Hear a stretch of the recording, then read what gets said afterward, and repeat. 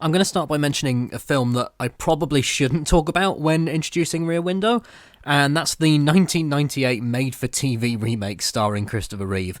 And I realise I say that as if it's a terrible film. I, at least personally, don't think it's a terrible film. It's not the best in the world, but it certainly isn't the worst.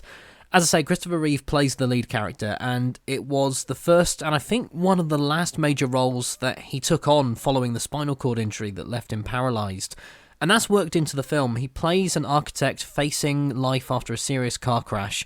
His apartment gets fully kitted out. It has a lift exclusively to it, voice-activated technology. Again, this is 1998. And eventually a camera monitor set up looking directly into the apartment across the street. And the film in that regard is partly about the place and role of disabled people in America. Reeve's character showing what he's still capable of, proving that the central murder happened.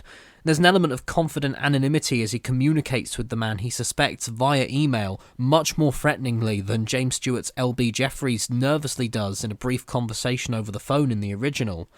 And while the murder in the remake is very matter-of-fact, there's no doubt that it happened.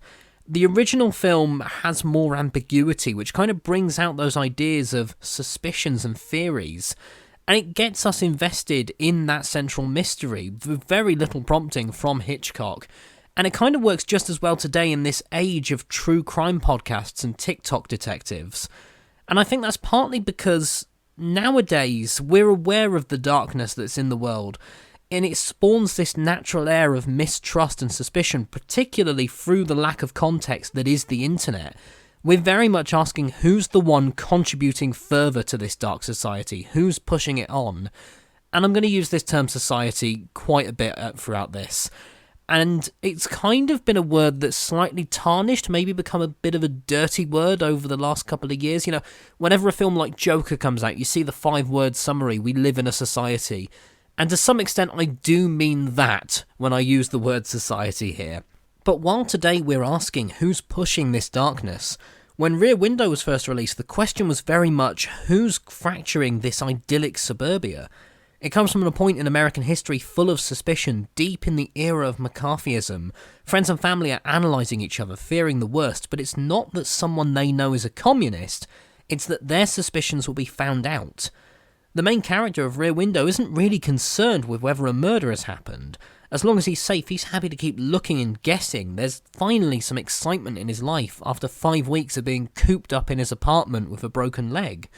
When his girlfriend, Grace Kelly's Lisa, returns with revelations and answers that fuel his at-home investigation, he looks at her with this childlike fascination and admiration. He actually takes an interest in her for once. She's emerging from this box that he's put her in as this picture-perfect model and socialite. Jeffrey's view of the world is defined by pictures that he takes and displays in his home, and we see the camera pan across them at the very start of the film. And there are these photographic definitions of perfection bought into by 50s American society, and there are those that he takes for work. He has to travel elsewhere to view danger and tragedy, and it's always from the safety of the other side of a lens. Which is perhaps why when he's actually posed with danger up front, he reaches for his camera as if he can somehow still control the image in front of him. He has this fascination with danger and finding the darkness in society, but much like Lisa, surely can't be anything other than how she's presented to the world in pictures, which for Jeffries that image is simply negative.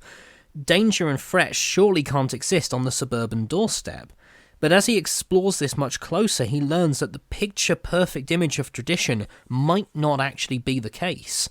We see the young newlywed couple across the courtyard initially catch his attention when first moving in. However, as the groom picks the bride up to carry her across the threshold, he loses all interest as soon as they seem to embrace plain tradition. But the more that relationship is shown, it quickly deteriorates, and the more interested he becomes. It's a peek behind the curtain that goes against the societal norms of happy newlyweds. It sticks out particularly from the happy couple living above suspected murder of Foreworld, and even the isolated characters looking for love.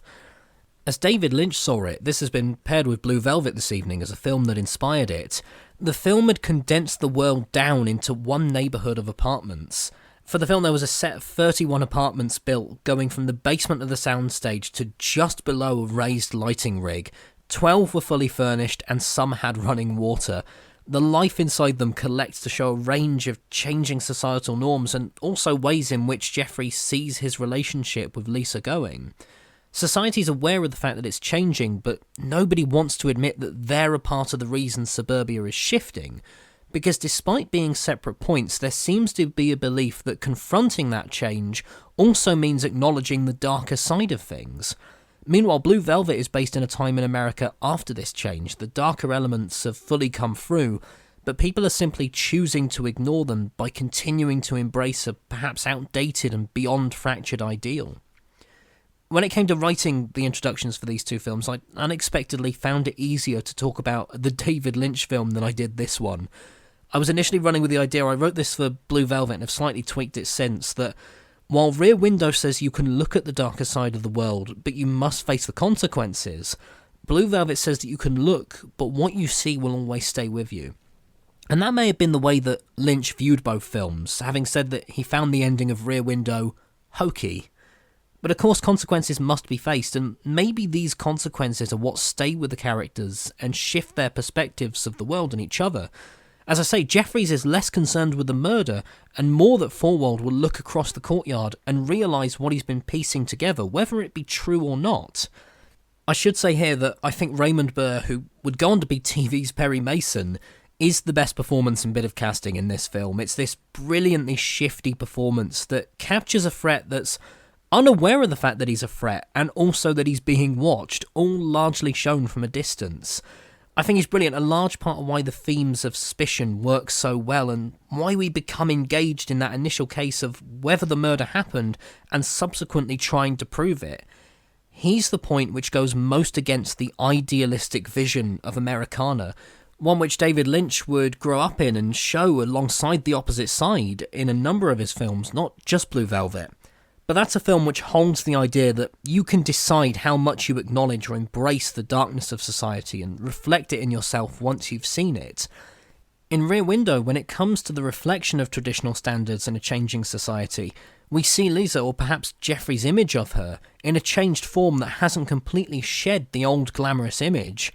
On the other hand, we have people, particularly Thelma Ritter's character, who have played along in the investigation, wanting to almost reject everything they've seen and move on immediately. They don't want any part of it. However, there's a look given towards the end of the film that shows that no matter what's happened, there's a knowledge that life and society isn't like how it's depicted in a frame, whether it be a picture or a window.